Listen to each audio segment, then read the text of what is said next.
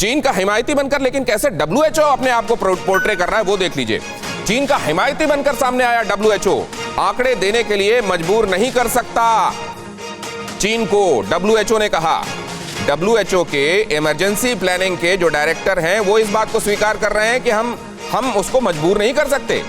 Virus की उत्पत्ति को लेकर दुनिया भर में घिरा हुआ है चीन। चीन के खिलाफ नरमी बरतने को तैयार नहीं है अमेरिका।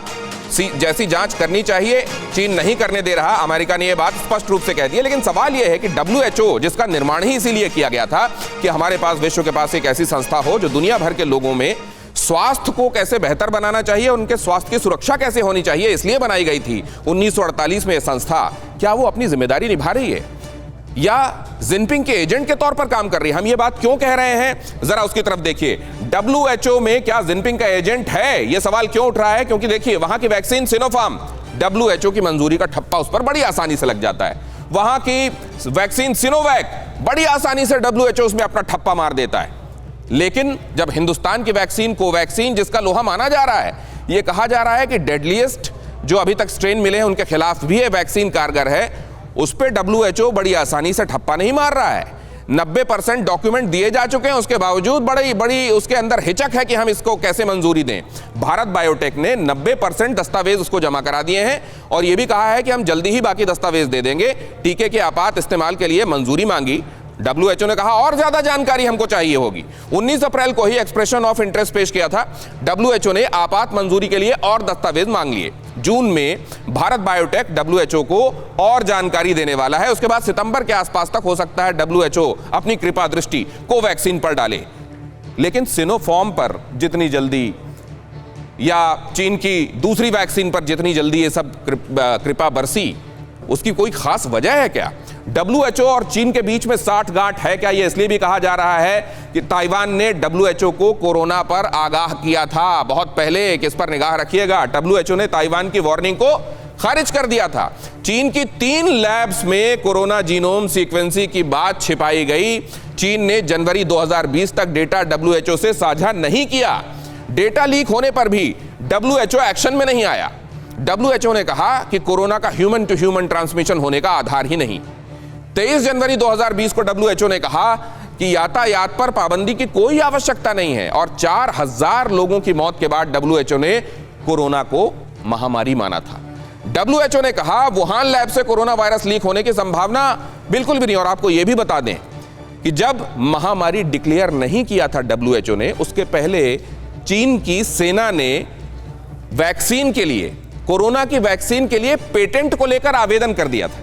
मतलब समझिए कि इसको महामारी का दर्जा डब्ल्यूएचओ नहीं दे रहा है और दूसरी तरफ वहां की आर्मी वैक्सीन को लेकर पेटेंट के लिए अपना आवेदन दाखिल कर रही है। क्या इस सब के पीछे कोई षड्यंत्र है या ये तमाम इत्तेफाक सिर्फ इत्तेफाक हैं? ये जरा समझना चाहिए, क्योंकि ये इतने सारे एक के बाद एक चीजें होती जाएं, वहां पर इनकी टीम जाए, कोई सबूत ना खोज पाए और उसके बाद अब ये कहे कि हम उसके लिए दबाव नहीं डाल सकते। ये गले उतरने वाली बात है क्या डॉक्टर सुभाष चंद्रा? जी दिनेश जी, बड़ी अच्छी चर्चा हो रही है।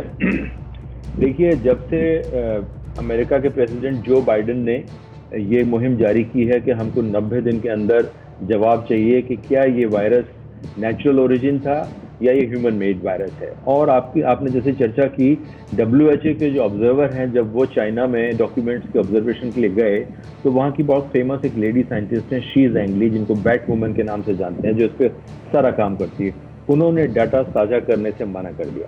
तो चीन की जो कुछ हरकतें हैं पिछले दिनों में और इससे 1 साल का जो रिकॉर्ड है, उससे ये बहुत शंका होती है कि ये वायरस जो है नेचुरल ओरिजिन का नहीं है, ये ह्यूमन मेड वायरस है। और एक बात और जान लें सभी लोग, वर्ल्ड ओवर जहाँ जहाँ लैब्स में वायरस पे रिसर्च होती है, वहाँ पे एक्सीडेंटली वायरस लीक होने के जो इंसिडेंट्स हैं वो काफ़ी कॉमन होते हैं।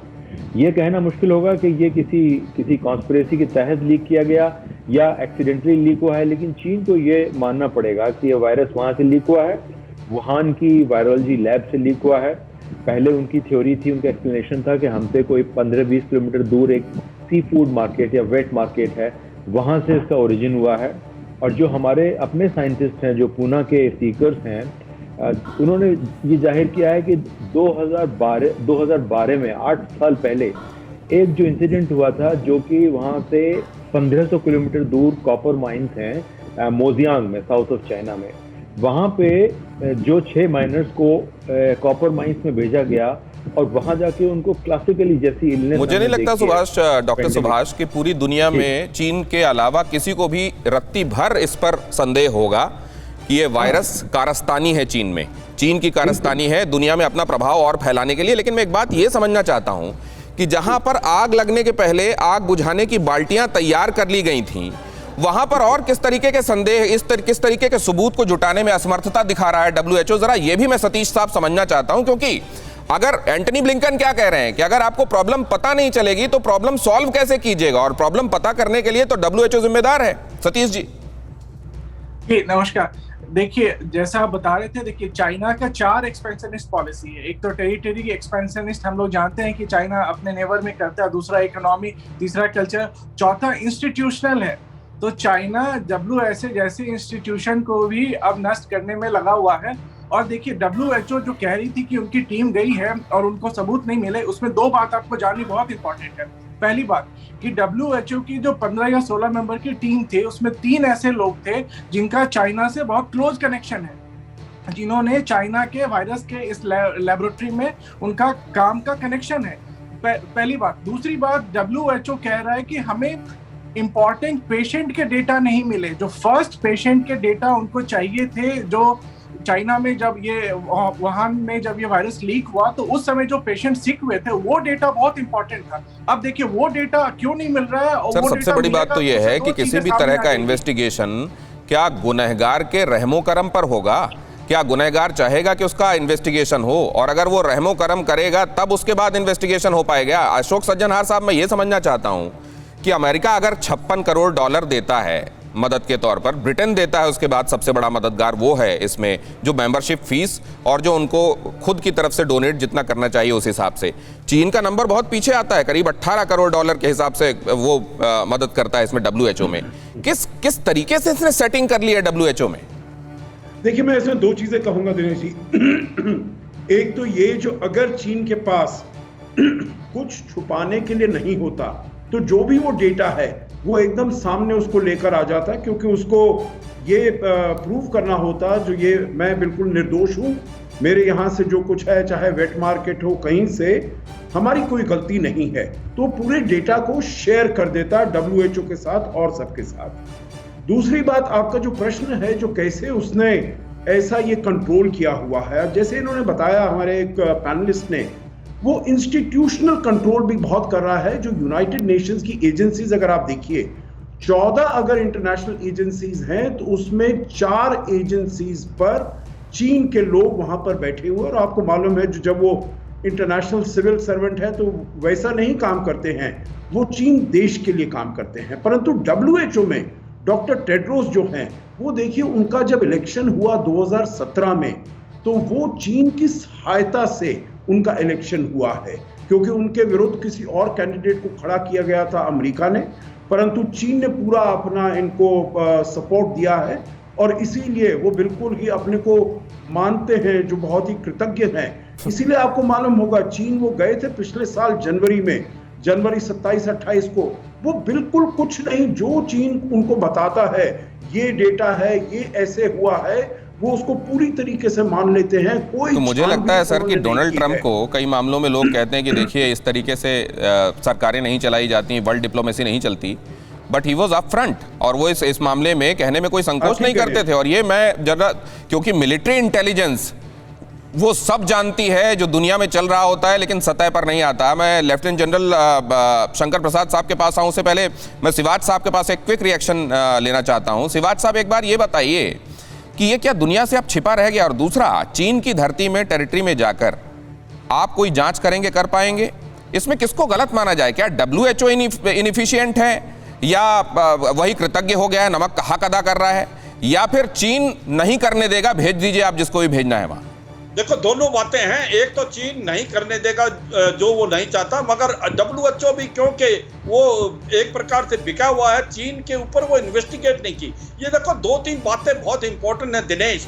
जब ये चीन के अंदर फैला, चीन ने अपनी डोमेस्टिक फ्लाइट तो बंद कर दी, मगर इंटरनेशनल फ्लाइट ऑन रखी। इसका मतलब कि अंदर तो ना फैले पर पूरे वर्ल्ड में इसको फैला दे। और दूसरी बात है, जो इसकी 2 वैक्सीन थी, जो साइनोफार्म और साइनोवैक्स वो बना के रखी, वो किस लिए बना ली थी? इसका मतलब शक और सवाल उठता है कि ये जो लैब से निकला है, वुहान लैब से निकला है, ये एक लीक नहीं हुआ, इसको जान के छोड़ा गया है, क्योंकि ये इसका इस्तेमाल करना चाहता था। और इसके कारण वो जब पूरा वर्ल्ड के अंदर महामारी होगा तो वो एक तो अपनी डेवलपमेंट करेगा और अपनी वैक्सीन को देगा और उस वैक्सीन से कमाएगा। लेकिन ये बड़ा हौलनाक है सर, ये बड़ा खतरनाक है। अगर आप इंस्टीट्यूशनल कब्जे इस तरीके से करने लगे, और साथ में लेफ्टिनेंट जनरल शंकर प्रसाद साहब कह रहे थे कि 30 साल का प्लान तैयार है, तो फिर इस तरीके में न जाने प्लान में आगे और क्या है और कैसे अनफोल्ड करेगा लेफ्टिनेंट जनरल शंकर प्रसाद साहब। ये क्या इससे बदलेगा कि वहां टॉप में कौन बैठा हुआ है, या वो 30 साल का प्लान अनफोल्ड होगा और उसमें न जाने कहां कौन से खतरे छिपे हुए हैं? कि बिल्कुल ये अनफोल्ड होगा। देखिए, ट्रंप साहब ने अपने बीच में सही कहा कि ट्रंप साहब ने इसकी फाइनेंसिंग बंद कर दी थी। उस समय चाइना कंटिन्यूसली इसको फाइनेंस कर रहा था। देखिए, बात आज ये नहीं है कि केवल WHO कह रहा है कि हम उम्मीद नहीं करते कि चाइना इसमें कुछ हमें इन्वेस्टिगेट करना पड़ेगा। बात यही की नहीं है दिनेश जी, बात इससे कहीं ज़्यादा खतरे की है। हमें यह समझ में आ रहा है कि चाइना आज इसकी और डेवलपमेंट कर रहा है। आपने एक फ्रेज सुना होगा, gain of function. Gain of function आपने सुना होगा। गेन ऑफ फंक्शन के माने हैं कि जो इसके माने ये हैं टेक्निकल टर्म में कि जो उनके पास आज वायरस है उसको डे बाय डे इम्प्रूव कर रहे हैं, यानी कि they are making a biological weapon. If military language में कहूँ तो Mark 1, Mark 2, Mark 3।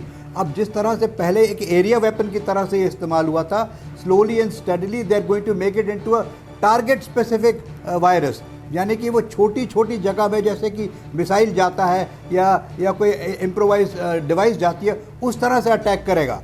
आप देख रहे हैं कि हमें इसमें बहुत चौकन्ना रहने की ज़रूरत है। पूरे वर्ल्ड को एक साथ मिलकर चाइना के ऊपर दबाव डालना है कि चाहे WHO करे ना करे, इसको हमें पकड़ना ही है। China must be made responsible और उसको स्टॉप करना है। We have to stop China from developing into yet another grade of virus. अभी तो हमने इस वायरस को तो कुछ, जैसे आपने कहा, फेज़ 2 कंट्रोल हो रहा है। अभी लोग बात करते हैं फेज़ 3 की, बच्चों को आएगा, उसके बाद फेज़ 4 आएगा जो कि टारगेटेड होगा।